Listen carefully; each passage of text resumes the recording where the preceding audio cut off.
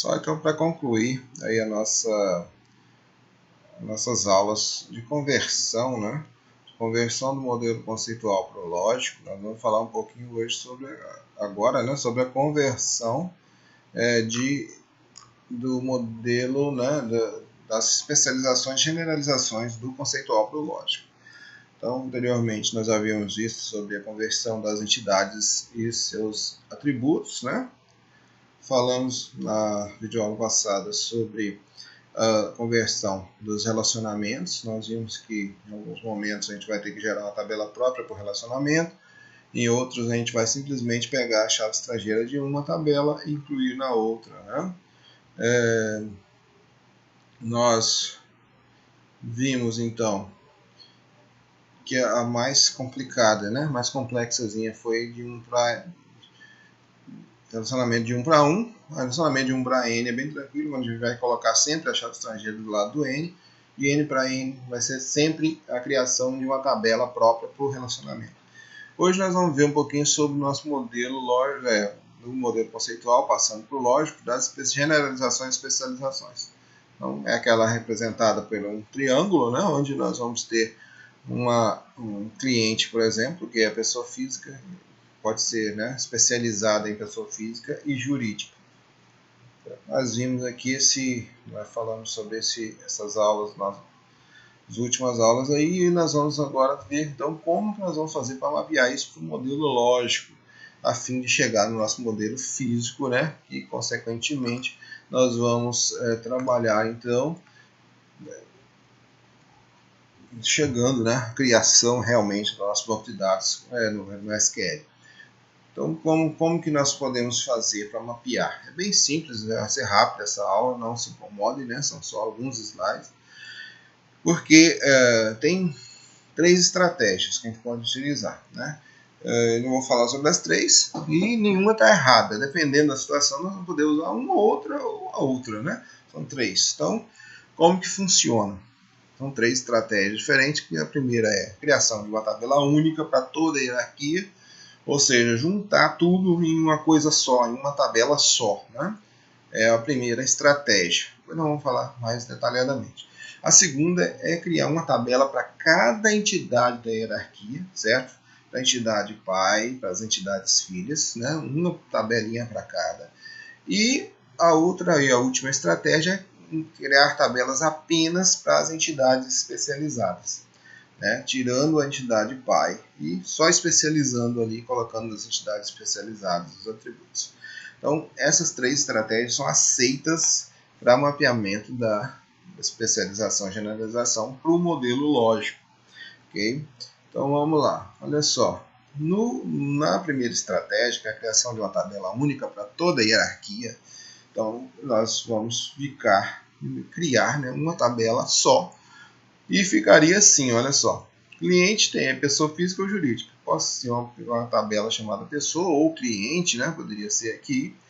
E aí os atributos viriam, né? O ID, que seria a chave primária, o endereço, que já está aqui na nossa... O endereço estaria aqui na nossa tabela também pai, né? Então, no caso do cliente.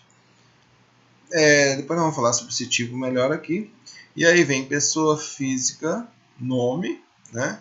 Pessoa física RG, pessoa física CPF, né? Foi colocado aqui os dados de pessoa física.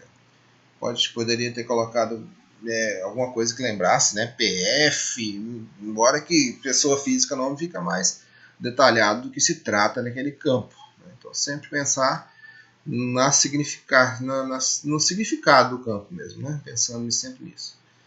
Depois, colocado pessoa jurídica, nome fantasia, pessoa jurídica CNPJ, pessoa jurídica razão social. Então, beleza, foi colocado isso aqui. Esse tipo, ele veio de onde? Ele veio para dizer, né, no caso, qual tipo de cliente que é naquele momento, qual tipo de pessoa, se é física ou jurídica. Então, vai ser do tipo char, então esse valor vai receber F ou J. Isso aqui é uma estratégia que a gente pode utilizar, né? Foi usado dessa forma. Não é obrigatório, mas é um campo interessante de se ter, porque através do tipo eu sei se é pessoa física ou jurídica, né? Quando eu quero criar uma tabela única para toda hierarquia, como nós estamos vendo aqui. Então, ó, vai ficar F para física e J para jurídica, né? Então, a partir desse campo eu posso saber, né, se aquele cliente é pessoa física ou pessoa jurídica. E aí depois eu pego os dados dele. Claro, vai ter muitos campos que vão que vão ficar nulos, né? Então aí depende muito. Nós temos que ver então se compensa criar esse modelo dessa forma, né? Sempre pensando na agilidade de recuperação dos dados futuros, né? E também na questão de você ter que deixar vários campos nulos ali. Você não pode deixar, por exemplo, esses campos como obrigatórios.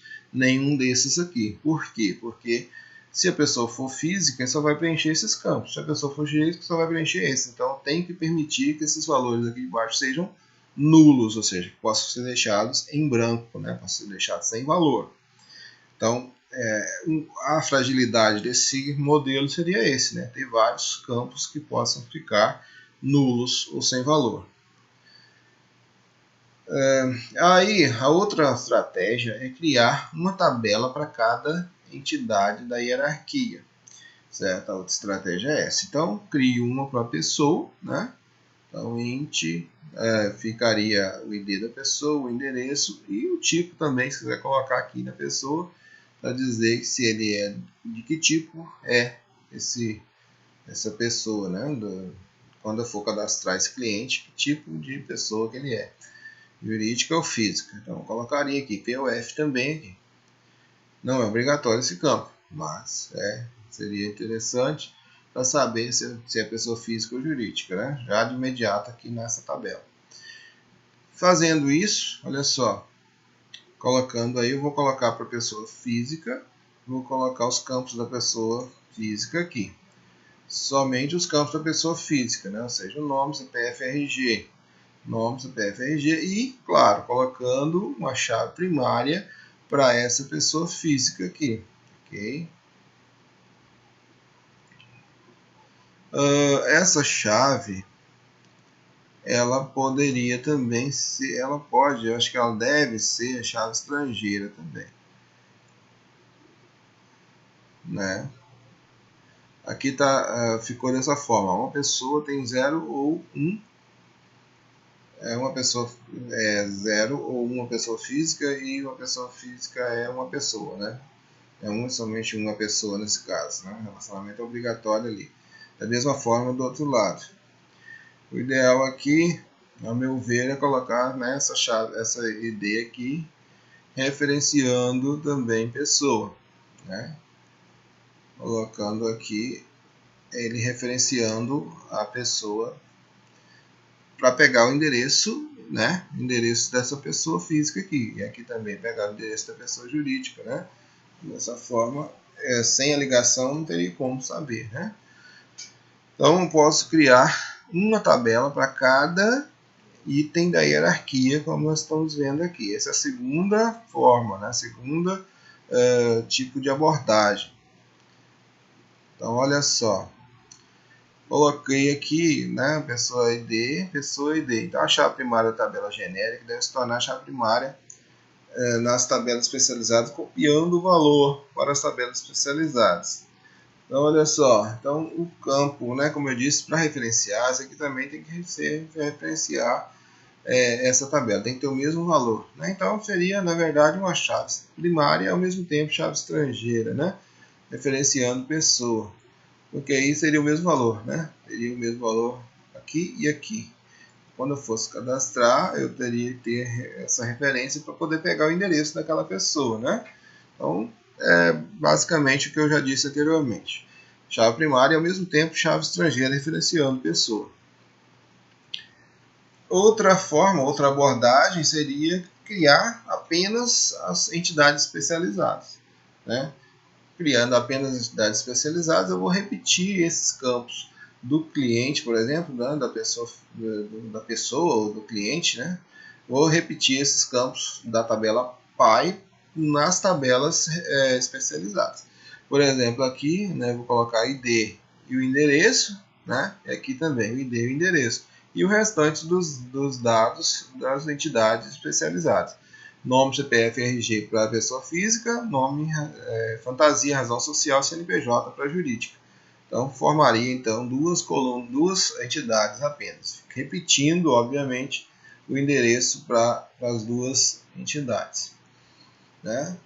De imediato, assim, olhando, né? Às vezes o ideal, às vezes, dependendo, se não tiver muitos campos para serem repetidos, né? Se forem poucos campos a serem repetidos, eu gosto mais desse modelo, quando é poucos campos na tabela PAI. Se for muitos campos na tabela PAI, aí já fica um pouco mais complexo. O ideal seria criar esse tipo de situação de uma tabela para cada entidade.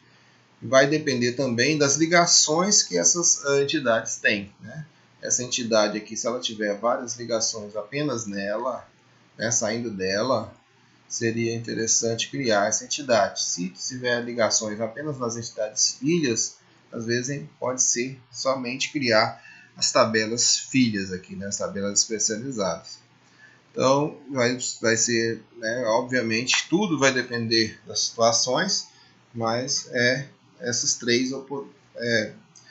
três formas, né, que a gente pode utilizar, essas três abordagens aí, né? Criação de uma tabela única, uma para cada entidade e apenas para as entidades especializadas, né?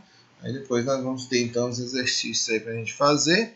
Eu vou colocar então essas atividades. Aproveitem o tempo do restante da aula, né? Essa aula foi curtinha, né? Só para falar sobre as generalizações e especializações. E nós aproveitem o restante do tempo para fazer as atividades. Então, são 4 aulas, dá tempo aí de fazer as atividades, pelo menos a maioria delas, ok? Então, pessoal, até a próxima aí, né? Bom trabalho para todos aí e se cuidem.